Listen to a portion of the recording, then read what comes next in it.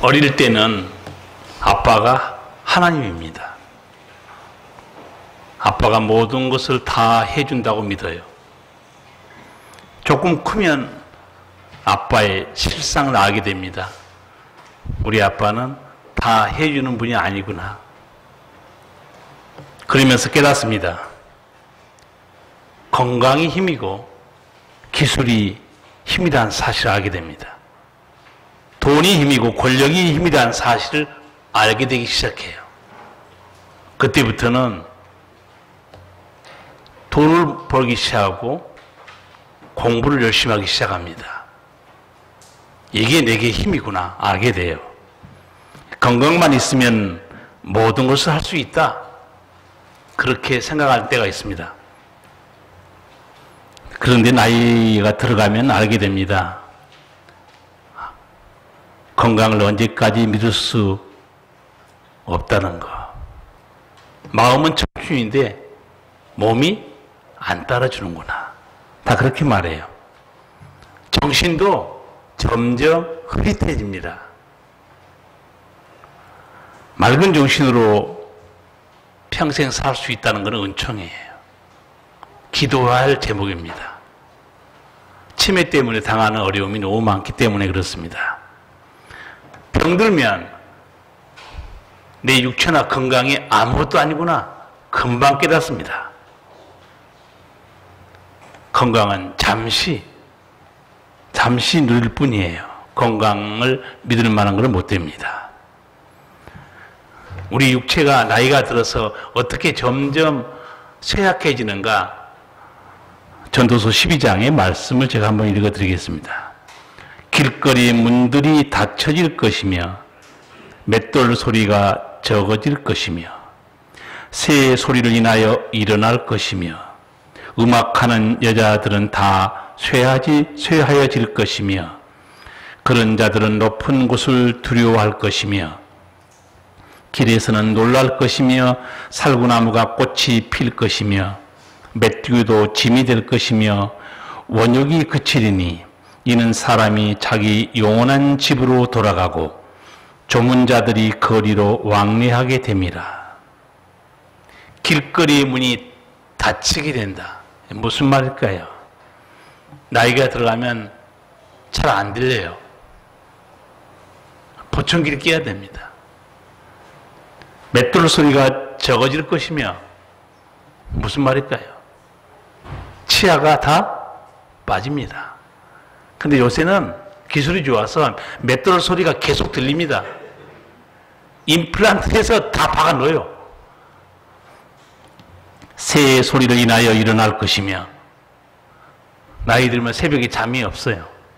일찍 깹니다. 요새 휴가철이잖아요. 방송 보니까 시댁에 가고 며느리가 휴가를 같이 안 가는 게 좋다는 거예요. 며느리들이 막 항변해요. 모처럼 휴가 가는데 시아버지 시어머니가 같이 가면 먹을 걸 제대로 못 먹고 눈치 봐야 되고 나는 늦게까지 잠자고 싶은데 시어머니가 피곤하니까 자라 말하는데 새벽같이 일어나서 부쩍부쩍 돌아다닌다는 거예요. 어떻게 잠을 잘 수 있냐 이게요. 자기는 모처럼 휴가 왔으니 맛있는 것도 사 먹고 싶어서 저녁에 외식하고 싶은데 시어머니가 그 남은 반찬 있지 않냐? 그거 해 먹자. 그러니까 또 시어머니 쪽에서 발끈하더라고요. 아니 무슨 휴가를 1년 내내 다니는 거냐? 1년에 한 번밖에 안 가는데 그게 식구가 뭐냐? 막 이 붙더라고요. 노인 되면 잠이 없어요. 노인 돼서 잠을 잘 자신 분은 대단한 사람이에요. 그렇죠? 살구나무가 꽃이 필 것이며 여기 보니까 꽃이 핀 사람이 많아요. 근데 그 꽃으로 감추는 사람도 있죠. 노란 물 들이고 빨간 물 들이고 그런데 결국은 어떻게 됩니까? 사람이 영원한 집으로 돌아가고 영원한 집이 어딜까요? 육체의 영원한 집은 무덤입니다. 그 다음에 어떤 일이 벌어지는가? 조문자들이 거리로 왕래하게 됩니다. 문상객만 왔다 갔다 합니다. 육체, 건강 믿을 게 못 된다는 거예요. 재물은 어떻습니까? 재물도 힘이에요. 그래서 재력가 그런 말을 씁니다. 재물도 언제 내 곁을 떠날지 아무도 모릅니다. 이런저런 사고로 한순간에 재물도 날아가 버립니다. 재물을 한순간에 잃고 나서 사람들이 깨닫습니다. 재물도 믿을 수 있는 게 아니구나. 잠언 23장에서 솔로몬이 확실하게 알려줍니다.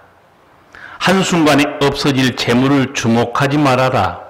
재물은 날개를 달고 독수리처럼 하늘로 날아가 버린다. 이런 경험한 사람 많을 거예요. 한순간에 재물이 다 날아가 버린 거예요. 분명 사람들은 재물, 건강, 권력, 그리고 학력이 힘이라는 걸 알고 있습니다. 그러나 성경 보면 이보다 영원한 힘이 있습니다. 하나님의 능력입니다. 하나님을 내 힘으로, 내 방패로 믿고 사는 사람이 누구냐?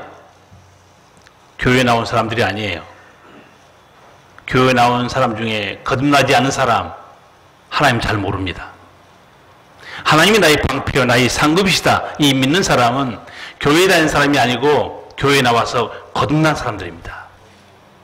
거듭난 사람은 확실히 압니다. 하나님이 살아계신 것과 나의 방패와 상급인 것을.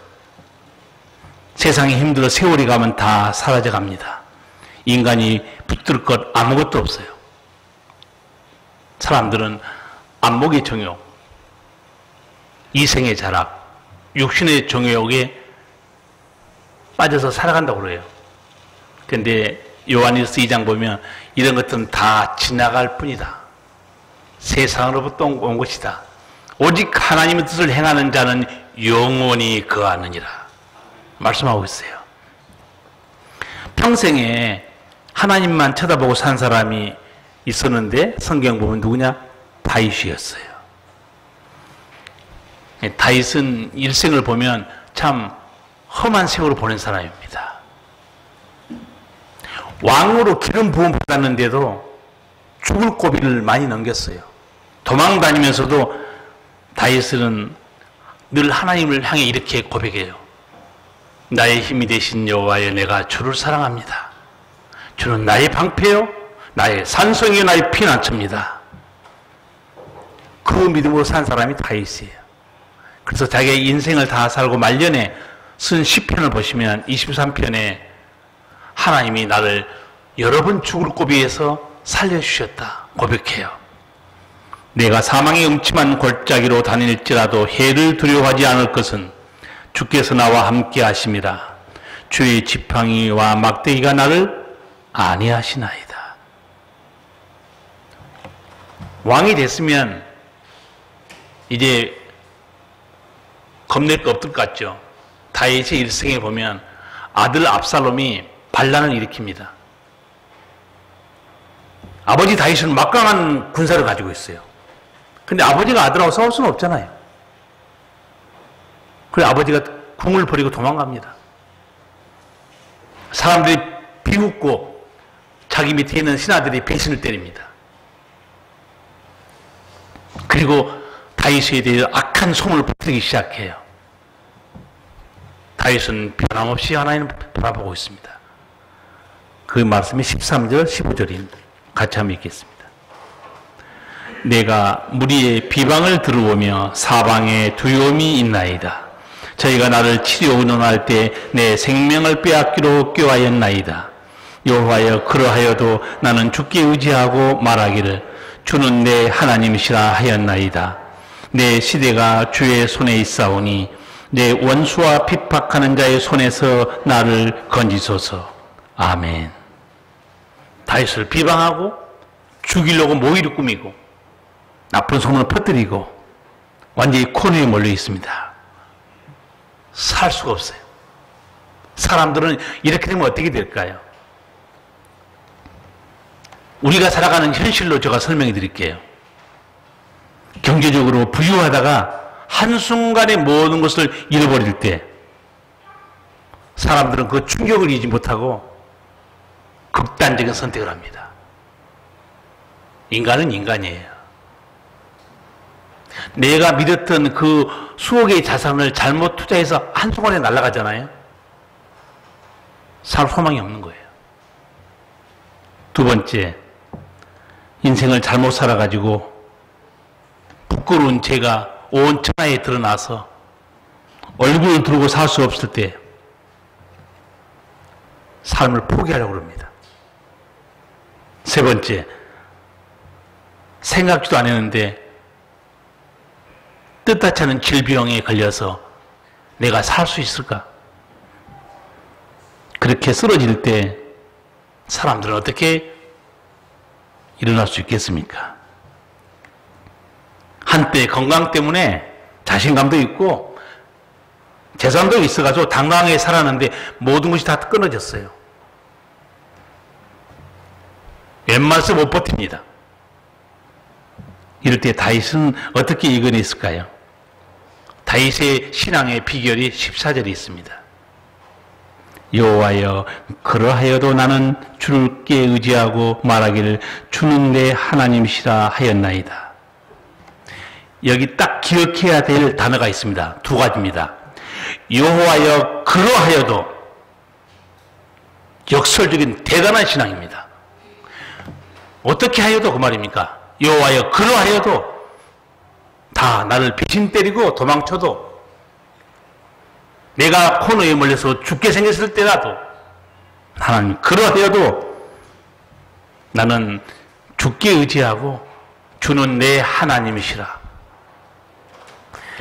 하나님이란 이 단어를 제가 다르게 읽으라고 그랬어요. 전능자라는 뜻입니다. 내가 이런 코너에 몰렸어도 내게 전능자는 하나님뿐입니다. 그 말이에요. 하나님 향한 믿음은 변함없습니다. 환경을 초월한 믿음이 다윗에게 있었어요. 감동받을 만한 믿음입니다. 형통할 때, 잘 나갈 때 하나님 찬양하지 못할 사람 아무도 없습니다.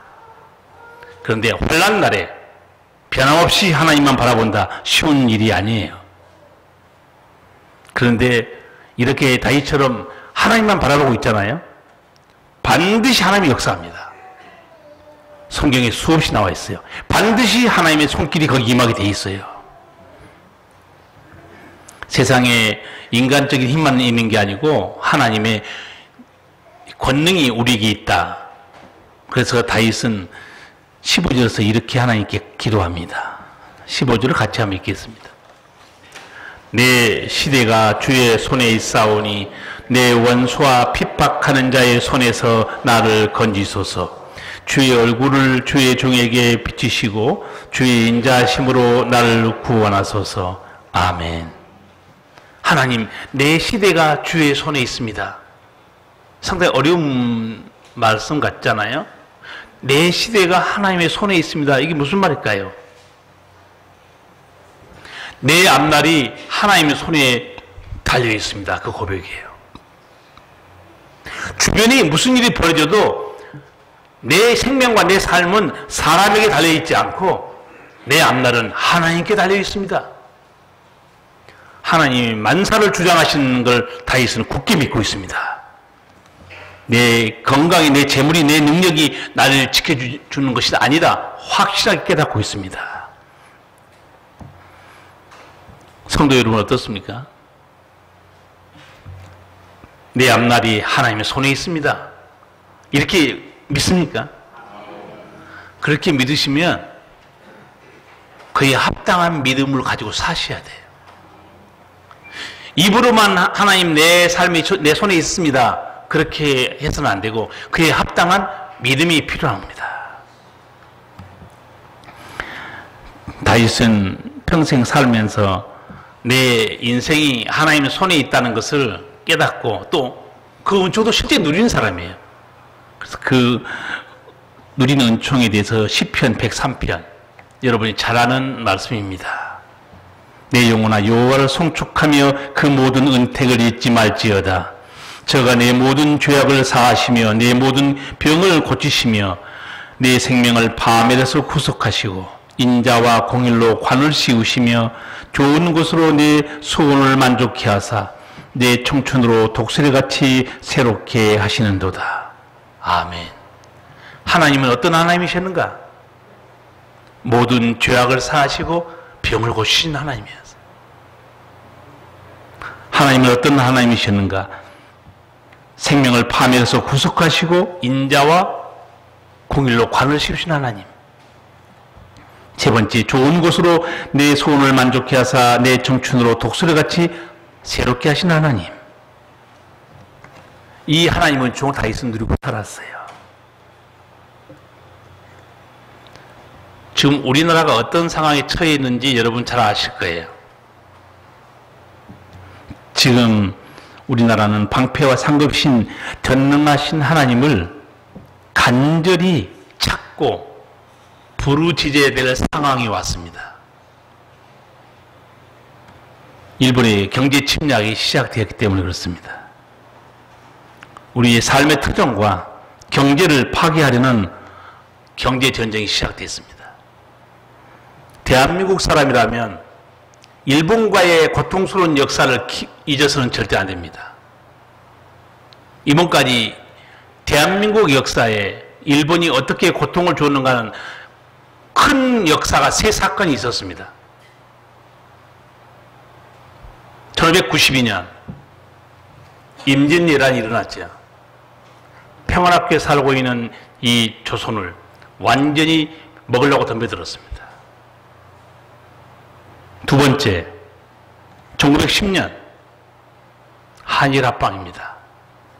나라를 빼앗았어요. 35년 동안 식민지 어마어마한 고통 속에 우리가 살았고 지금도 고통은 계속되고 있습니다.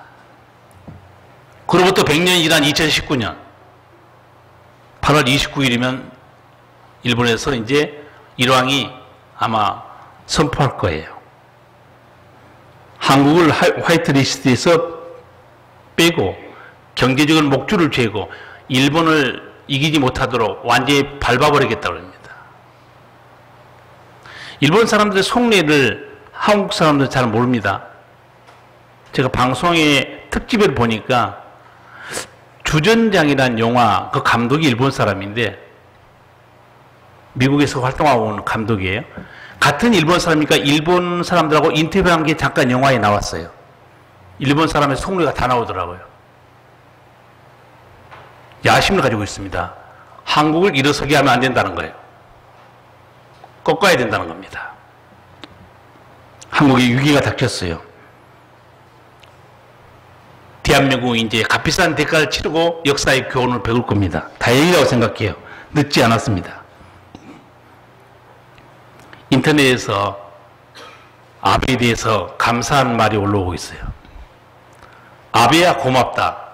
아베에게 감사한다는 말이 올랐습니다. 어떻게 글이 써있는가 읽어봤어요. 아베야 고맙다. 잠자는 애국심을 일깨워줘서 고맙다. 아베야 고맙다. 스스로 일어나서 일본으로부터 벗어날 수 있는 힘을 기를 수 있는 깨달음을 줘서 고맙다. 세 번째, 강대국이 아니라 오직 전능하신 하나님만 의지할 수 있는 믿음을 새롭게 해서 고맙다. 글이 올라와 있어요.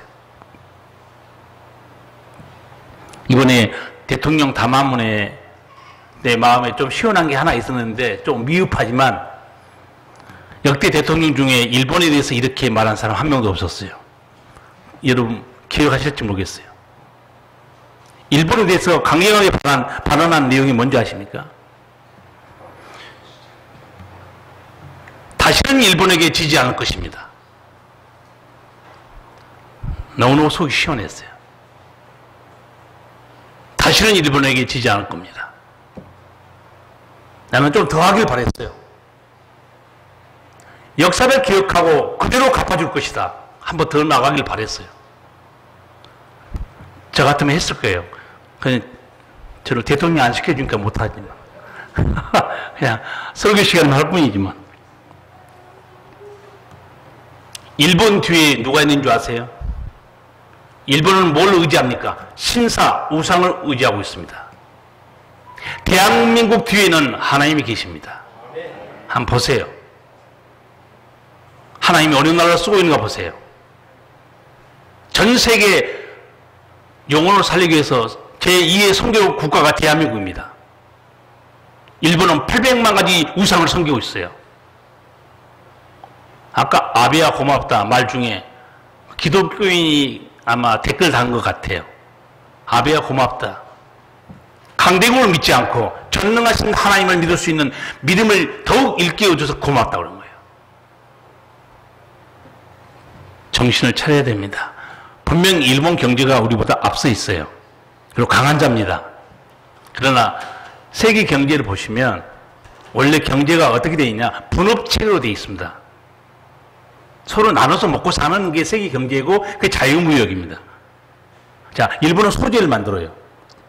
대한민국은 중간 제품을 만듭니다. 다른 나라는 그걸 가지고 완제품을 만들어요.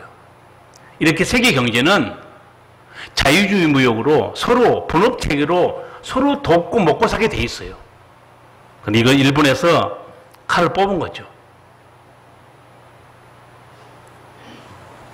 제가 보기에 좀 민망스러운 장면이 많이 있었어요. 우리나라 사람들이 고위층부터 가서 만나달라고 그랬죠. 안 만나주죠. 비참한 일이에요. 얼굴 팔린 일입니다. 미국 가서 얘기했죠. 미국에서 뭐라고 그랬습니까? 존재하지 않는다. 알아서 해라. 그거 딱 한마디 들어보면 여러분은 뭘 읽어야 되는 줄 아세요? 일본은 벌써 치밀하게 미국 로비에서 다 격전을 봐버린 거예요. 우리는 한방 먹은 겁니다. 외교에서도. 미국 가서 일본 사람들이 벌써 로비에서 우리 앞으로 이렇게 하겠다고 다 허락받은 거랑 마찬가지야. 왜냐하면 일본은 미국을 가장 두려워합니다. 2차 대전 때 자기를 망하게 한 나라가 미국이었어요. 군사력과 국력과 경제력도 비교가 안 됩니다. 그러니까 우리 정부에서 아무리 가보세요, 미국에. 알아서 하길 바란다. 이미 일본에서 로비 다 끝난 거예요. 일본이 얼마나 치밀하고 강교한지 아세요? 제가 어려서 들었던 말, 가끔 제가 새벽기도 인용했어요. 나는 그 어른들이 했던 말, 초등학교 때 했던 말이 지금 맞는 것 같아요. 소련 놈에게 속지 말라. 단어가 딱 맞아요. 소련에게 속지 말란 거예요. 미국 놈 믿지 마라. 일본 놈 일어난다. 일어납니다. 이번 경제 전쟁이 벌어진 것 보고 중국에 관영 신문이 있습니다. 황구시보. 1일에 일본 수출 규제에 강경 대응하는 한국의 전략을 조롱하는 듯한 칼럼을 썼어요. 이 칼럼 쓴 사람은 중국 과학원의 경영대학 교수 류범프라는 교수입니다. 이 사람이 한일 분쟁이 제3자에게 주는 교훈 칼럼 썼어요. 제가 읽어봤어요. 한국이 약한 병력으로 싸우기만을 고집하면 질 수밖에 없다.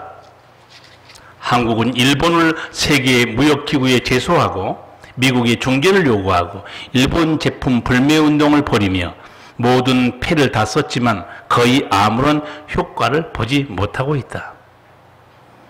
그리고 나서 이렇게 분석하고 나서 이 사람이 손자병법에 대해서 말합니다. 힘이 약하면 도망치거나 승산이 없으면 피해야 된다. 약한 군대가 굳게 지키면 강한 적에게 포로로 잡히는 것이다. 지난 20년간 한국의 반도체 산업은 매우 성공한 것처럼 보였지만 구조적 약점이 뚜렷하다. 반면 일본은 가장 중요한 재료 면에서 기술적 우위를 점했다. 손자병법에 병력이 5배가 되면 공격하고 병력이 2배면 나눠 공격하고 대등하면 맞서 싸울 수 있다는 말이 있는데 일본은 5배면 공격하라는 전략으로 공격한 것이다.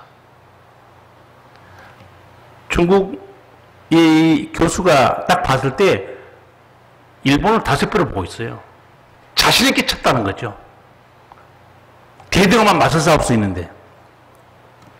우리에게 한 조언이 뭔지 아세요? 힘이 없으면 정면 승부하지 말고 도망가거나 피해라. 일단 살아남으라. 조언했어요. 손자병법입니다. 지혜로운 조언이에요. 그러나 성경에는 손자병법보다 더 뛰어난 전략이 있습니다.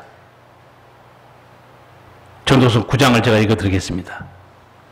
내가 돌이켜 해 아래서 보니 빠른 경주자라고 선착하는 것이 아니며 유력자라고 전쟁에 승리하는 것이 아니며 지혜자라고 식물로 얻는 것이 아니며 명철자라고 재물로 얻는 것이 아니며 기능자라고 은총을 입는 것이 아니니 이는 시기와 우연이 이 모든 자에게 임함이라. 아멘. 이게 무슨 말인가? 빠른 경주자가 1등한 게 맞아요. 그런데 솔로몬은 그렇지 않다는 거예요. 누가 전쟁에서 이기는가? 강자가 이긴다는 거예요. 솔로몬은 반드시 이기지 못한다는 거예요. 이유를 설명해 줍니다. 이유를 뭐라고 말합니까? 이는 시기와 우연이 모든 자에게 임함이라. 시기와 우연이 무슨 말이냐?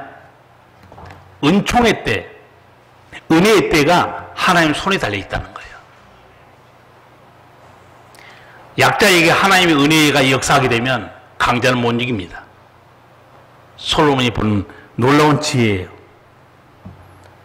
은총의 기회의 능력이 누구에 있는가? 하나님께 있어요. 그래서 솔로몬은 하나님을 경외하라고 그래요.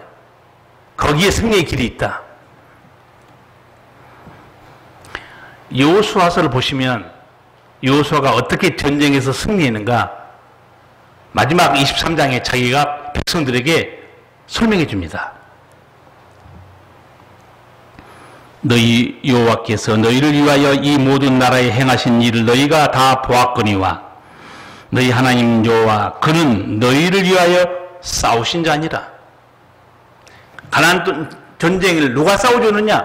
하나님이 대신 싸워줬다는 거예요. 우리가 싸운 것 같지만 오해하지 말라는 거예요. 그리고 제가 사례를 하나 드릴게요. 전무만 전쟁이 여호수아 10장에 아모리 사람과의 전쟁이 거기 기록되어 있습니다. 사람으로 가히 할 수 없는 명령을 한다. 여호수아가 해야 타라 머무르라고 그래요. 어떻게 사람이 태양과 달에게 명령합니까? 하나님이 그날 들으셔요. 여호수아서 10장 14절에 이렇게 나옵니다.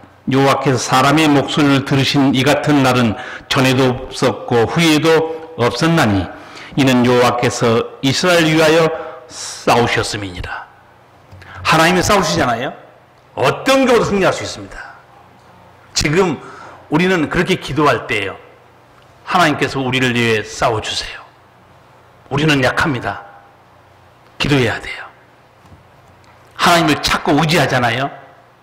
다윗은 하나님께 피하는 자, 하나님 두려워하고 섬기는 자에게 숨겨진 은총이 있다. 우리에게 알려줍니다. 19, 20절입니다. 같이 읽겠습니다. 주를 두려워하는 자를 위하여 쌓아두신 은혜, 곧 인생 앞에서 죽게 피하는 자를 위하여 베푸신 은혜가 어찌 그리 큰지요. 주께서 저희를 주의 은밀한 곳에 숨기사 사람의 꾀에서 벗어나게 하시고 비밀이 장막에 감추사 구설의 다툼에서 면하게 하시리이다. 아멘. 19절 말씀이 얼마나 은혜롭습니까? 다윗이 깨달은 하나의 은혜가 있었어요. 보니까 주를 두려워하는 자를 위해 쌓아두신 하나님의 은혜가 있더라는 거예요. 죽게 피하는 자에게 베푸신 하나님의 은혜가 있더라는 거예요. 놀라운 은총입니다. 우리는 우리도 알아야 돼요. 하나님은 자기를 찾는 자에게, 자기에게 피하여 오는 자에게, 주님을 두려워하고 섬기는 자에게 거기에 숨겨진 은총들이 있었다는 거예요. 다윗은 그 은총을 누린 거예요. 시편 23편에 그런 고백도 나옵니다. 주께서 내 원수의 목전에서 내게 상을 베푸시고 기름으로 내 머리에 바르셨으니 내 잔이 넘치나이다.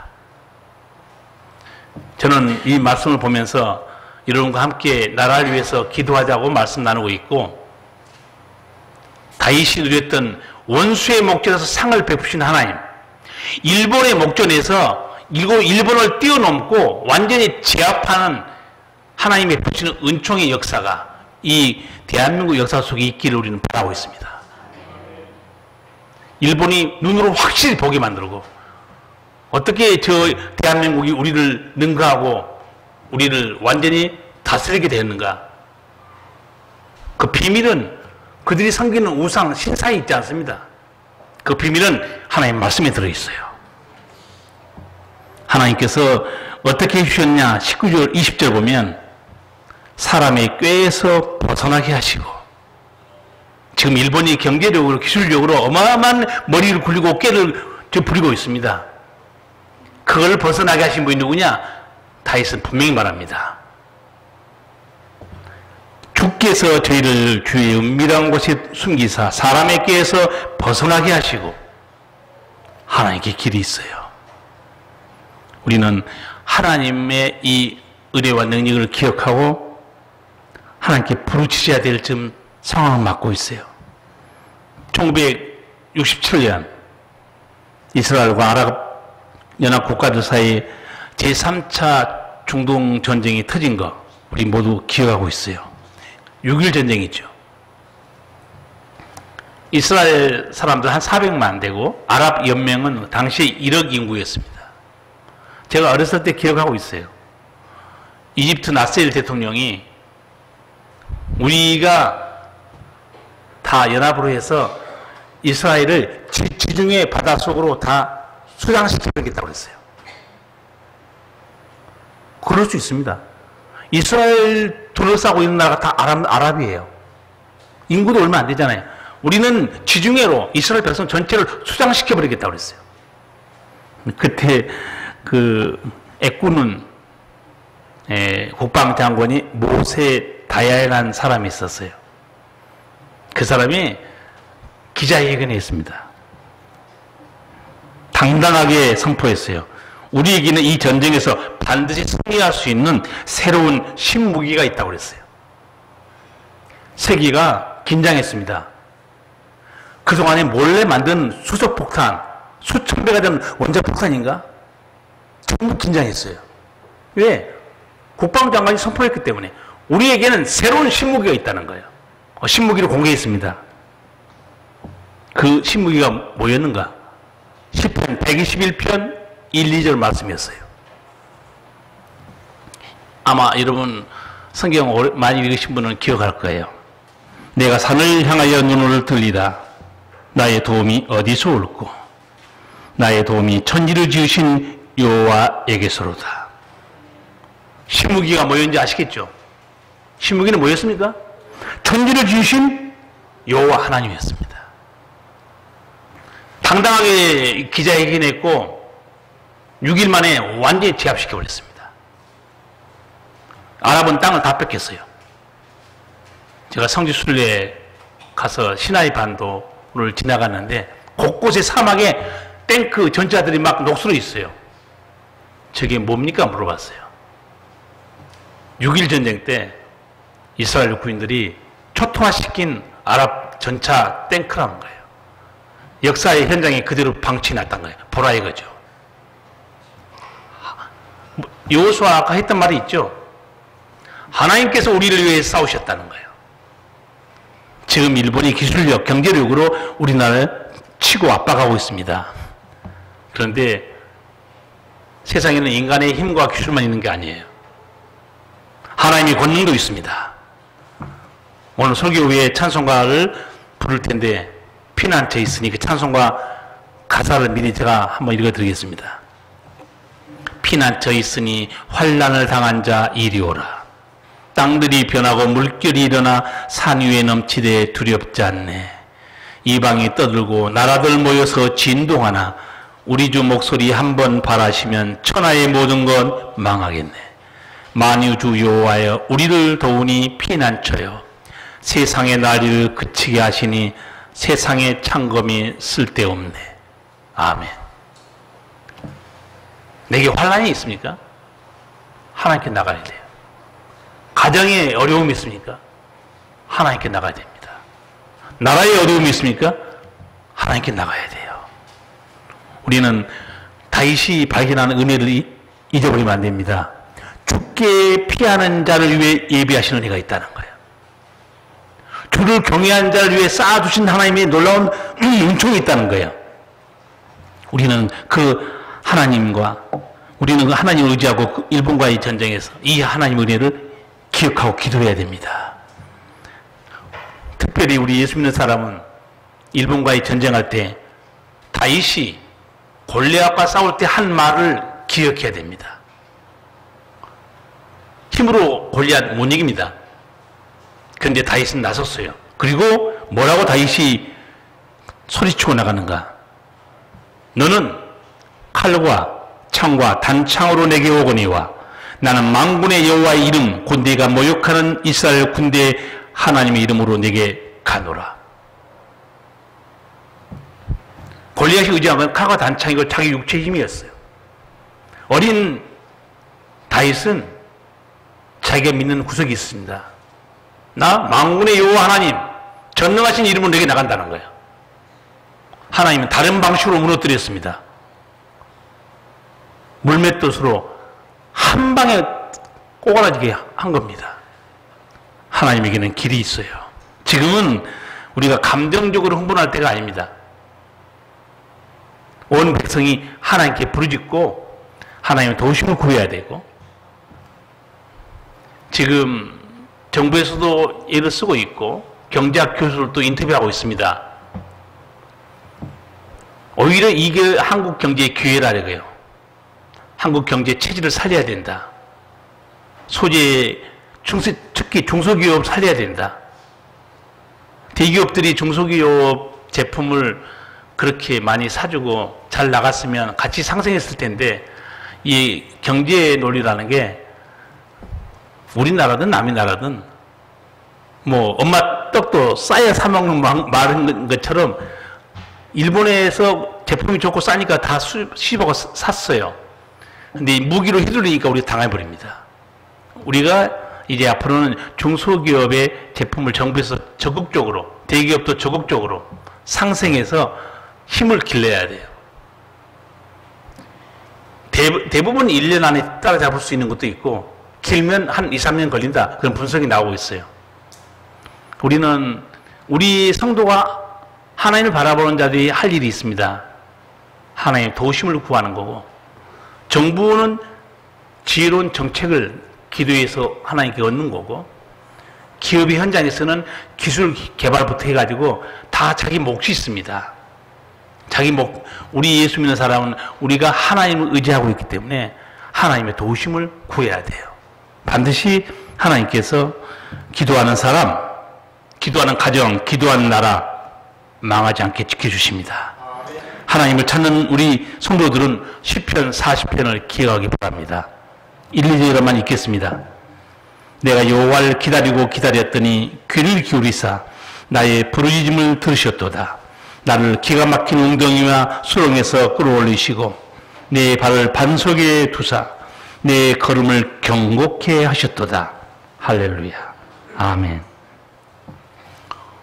매달 첫 주 우리가 가슴에 손을 얹고 기도하는 시간을 갖는데, 특별히 오늘 기도는 이 나라를 위해서 통성으로 한 1분 동안 기도하겠습니다. 살아계신 우리 아버지 하나님,